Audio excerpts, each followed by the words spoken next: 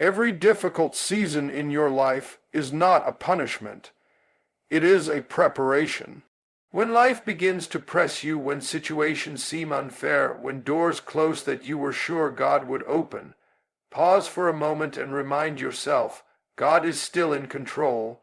He doesn't allow pain without purpose. He doesn't send storms to destroy you. He sends them to shape you. The same God who brought you into the fire already has a plan to bring you out, refined, stronger, and wiser than before. Sometimes we look at our struggles and ask, "Why me, God?" But perhaps the better question is, what are you preparing me for? Because when God allows a season of difficulty, He's not trying to break you. He's trying to build something in you that comfort could never produce. Growth never happens in ease. Diamonds don't form in daylight. They're made deep underground, under pressure and heat. Just like that, your character, your strength, your resilience are being forged in the unseen places of your pain. When Joseph was thrown into a pit by his own brothers, it looked like rejection. But that pit was the first step toward the palace. When David was hiding in caves, running from a jealous king, it seemed like abandonment. But those caves became classrooms where God trained a shepherd to become a king. Every difficult situation you faced, every heartbreak, every disappointment, it wasn't random. It was orchestrated by a God who knows how to take what was meant for evil and turn it for good. You see, we often pray for elevation, but we forget that elevation requires preparation. And preparation doesn't feel good. God cannot take you higher until your foundation is strong enough to handle the height. That's why sometimes He allows you to be buried, because He's planting you. It may look like the end, but it's really the beginning. Seeds don't grow in sunlight alone. They grow in darkness, buried under pressure. And when the season is right, that buried seed breaks through the soil and rises higher than anyone expected. There are some lessons that only pain can teach. You can't learn faith when everything is easy. You can't develop perseverance when life is comfortable. God allows difficulty so you can discover what's really inside of you, and more importantly, who's inside of you. When you reach that point where your strength runs out, that's where His strength begins. When your plan fails, that's when His purpose shines. You'll never truly understand grace until you've needed it to survive. Maybe right now, you're walking through a season that feels confusing. You're praying, but heaven seems silent. You're trying, but nothing seems to move. Don't lose heart. Silence doesn't mean absence. God is not ignoring you.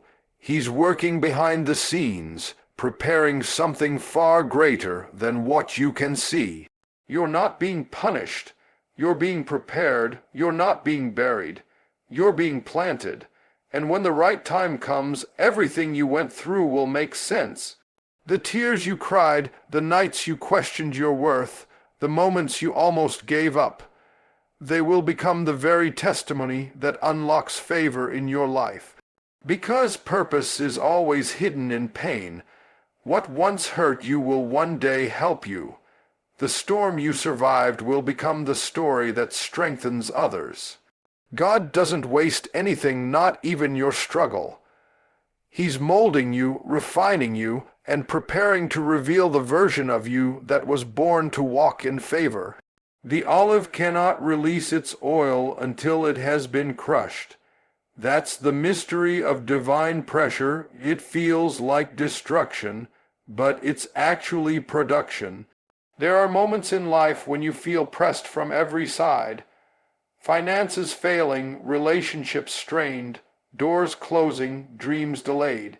You pray for relief, but instead of lifting the weight, God increases it.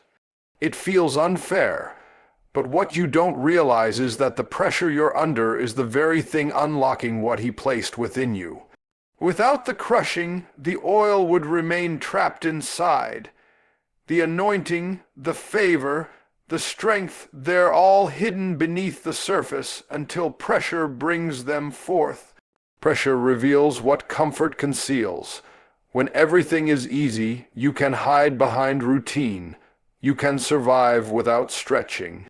But when life presses you, what's really in you begins to come out. Some people break under pressure, but others discover their oil, that divine resilience, better than one long lao to a ration every shindur few weeks, that faith that refuses to die. You'll never know how strong your faith is until you've had to trust God with tears in your eyes. You'll never know the depth of your calling until life has pushed you to the edge, and you've chosen to stand firm anyway. Think about it. Gold is refined in fire, grapes are crushed to make wine, and the olive is pressed to release oil. Everything valuable is produced through a process that hurts, and yet the pain is never wasted. God uses it as a tool, not a weapon.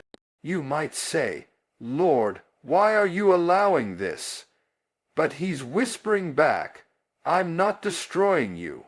I'm extracting something precious from you." Every trial squeezes out something eternal: wisdom, humility, endurance, compassion. The very things that make you more like him. The pressure you feel right now is not a sign that God has left you. It's evidence that he's close, working on you. If he didn't see oil in you, he wouldn't allow the crushing. The olive doesn't cry about being pressed because it knows what's inside of it is worth the pain. Likewise, God knows what he deposited in you: gifts, dreams, strength, purpose, and he's determined to bring it out. So don't curse the pressure, embrace it. It's shaping you into who you were destined to be. There are people who pray for the anointing, but don't want the process that produces it. They want the shine without the squeeze, the platform without the pressure. But the truth is, you can't carry great power without going through great pressure. The crushing teaches you dependence. It teaches you to lean not on your own understanding, but on God's wisdom. It humbles you enough to receive his strength instead of relying on your own. When you finally come out of the press, you'll realize the oil was worth it. The same things that tried to break you will become the reason you're blessed. The tears that watered your pain will become the fragrance of your oil. The nights you felt abandoned will be the very testimony that fuels your purpose. You'll look back and thank God that he didn't remove the pressure too soon, because if he had, the oil would have remained hidden. So if you're in a season where life feels like it's pressing you, don't panic. You're not being crushed for destruction, you're being crushed for extraction. Something powerful is coming out of you, something pure, something divine. When the pressure ends, you won't just survive, you'll shine, carrying the oil of experience, wisdom, and favor that only the press could produce. Before every elevation, there comes a season of isolation. It's the quiet time when God pulls you away from the noise, the crowd, and even from people you thought you needed. It's not rejection, it's redirection. God hides you not because you're unworthy, but because you're not yet ready for what he's preparing you to carry. The world may not see your worth in the wilderness, but God does. He uses isolation to shape your identity, deepen your faith, and strip away anything that can't go with you into your next level. We live in a world that celebrates visibility, but God celebrates development. Everyone wants to be seen, but God is more concerned with who you become in secret. David was anointed to be king while he was still tending sheep in the fields. No spotlight, no stage, no applause, just the sound of sheep and the whisper of God. The field was his training ground. It was there he learned to fight lions and bears before ever facing Goliath. Sometimes the hidden season is where your greatest preparation happens. The isolation you're in right now might be the very space where God is sharpening your sword and strengthening your spirit. Isolation is uncomfortable because it feels like abandonment. You look around and the people who used to support you aren't there. Opportunities seem to vanish. The phone stops ringing. But what if God cut off those connections because they couldn't handle where He's taking you? Some people are only assigned to your past, not your future. God will sometimes remove certain voices so you can finally hear His. When He separates you, He's not trying to punish you, He's trying to purify your focus. Every chosen person has faced a hidden season. Moses spent years in the wilderness before he stood before Pharaoh. Joseph was forgotten in prison before he ruled in the palace. Even Jesus spent 30 years in obscurity before 3 years of ministry. The greater the calling, the longer the preparation. God uses isolation to teach you what public success never could: patience, discipline, obedience, and dependence. He lets you feel the silence so you learn to trust His presence even when you can't trace His plan. In isolation, God reveals your identity. When you're surrounded by people, it's easy to lose yourself trying to please them, trying to fit in, trying to prove your worth. But when God pulls you away, He strips off every false label. You begin to discover who you truly are without the noise of comparison. You learn that your value doesn't come from who applauds you, but from who created you. Don't rush to escape your wilderness season. Don't fight to be seen before your time. If God has hidden you, it's because He's still working on something inside you. What He builds in secret will sustain you in public.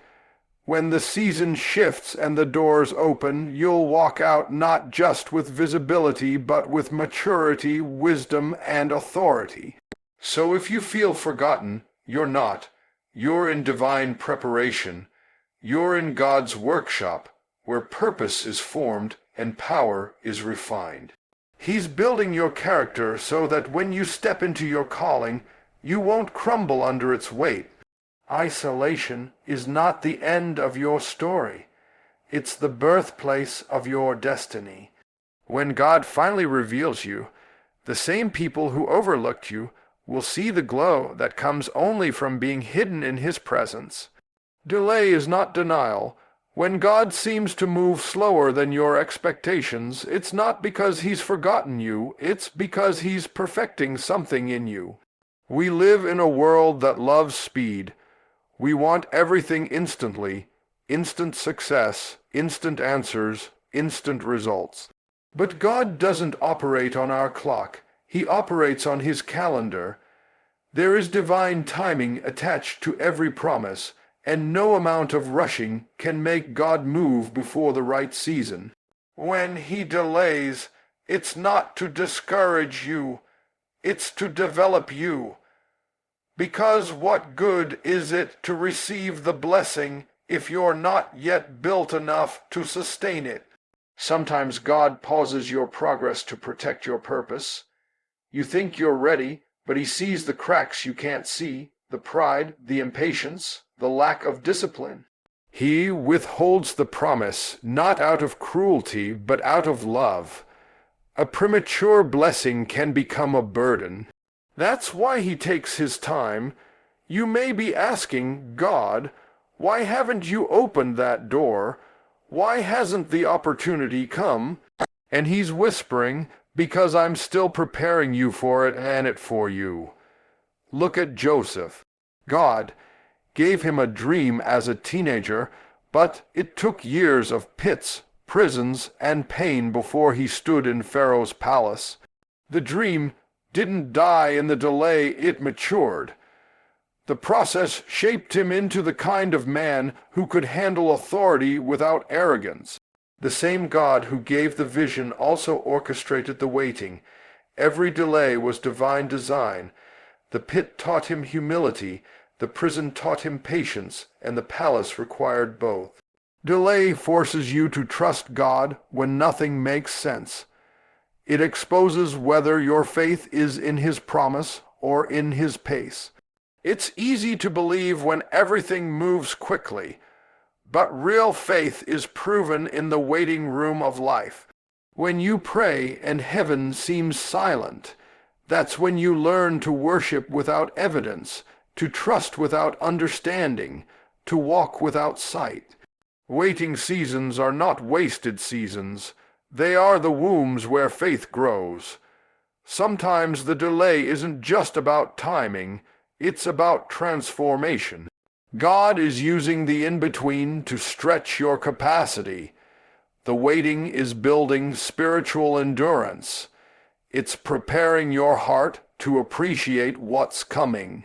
If you get it too soon, you might mishandle it. But if you get it in God's time, you'll be mature enough to manage it. What feels like stagnation is actually construction. God is aligning people, places, and moments to intersect at the right time for your favor. So don't mistake silence for absence. Don't confuse delay with denial. God's delays are filled with purpose. When He finally moves, everything will make sense. The doors will open with such clarity that you'll realize why the others had to stay closed. You'll see that the wait wasn't punishment, it was protection. You'll look back and say, if it had happened then, I wouldn't have been ready, but now I see why He made me wait. God is never late. He's always on time His time. While you wait, keep working, keep praying, keep trusting.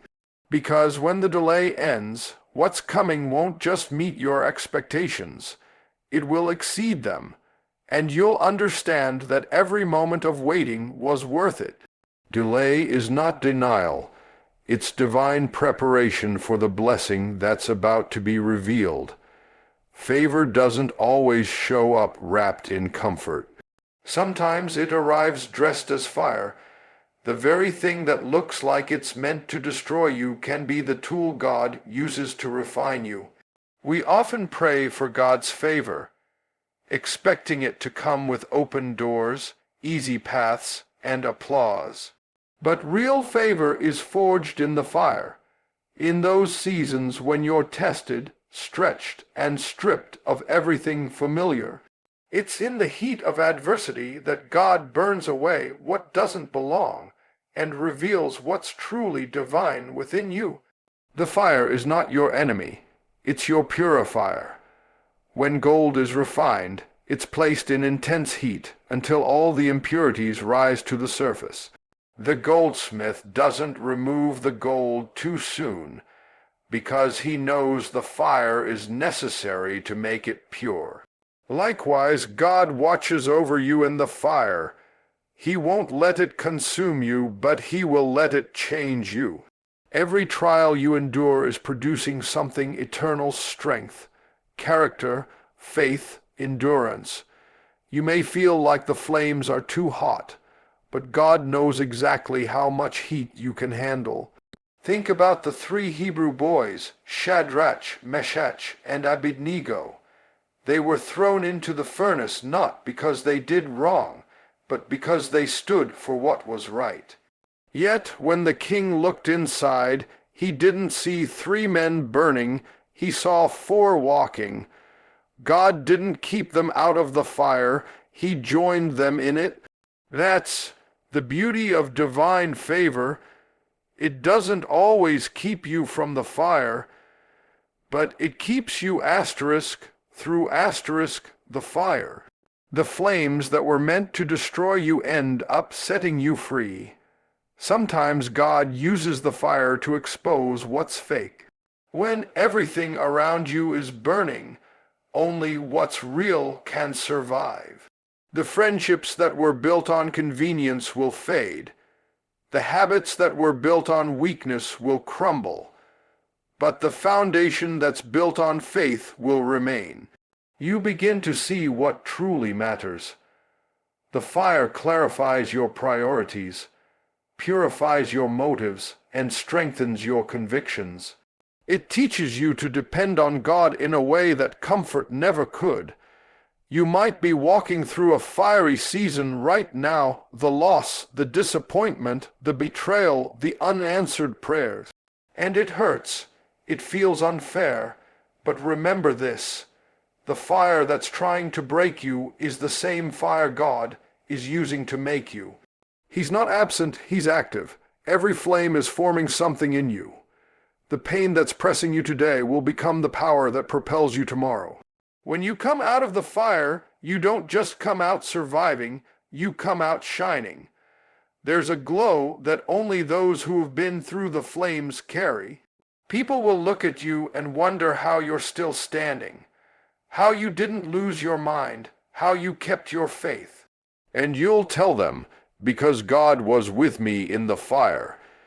That's the kind of favor no one can explain, the favor that turns fire into freedom, trials into triumph, pain into purpose. So don't curse the fire. Thank God for it, because the same flames that tried to consume you will become the reason you walk in power. The same heat that made you cry will make you shine. The fire doesn't destroy God's people, it reveals them. And when you come out on the other side, you'll carry a favor that can't be fabricated, a faith that can't be shaken, and a testimony that can't be silenced.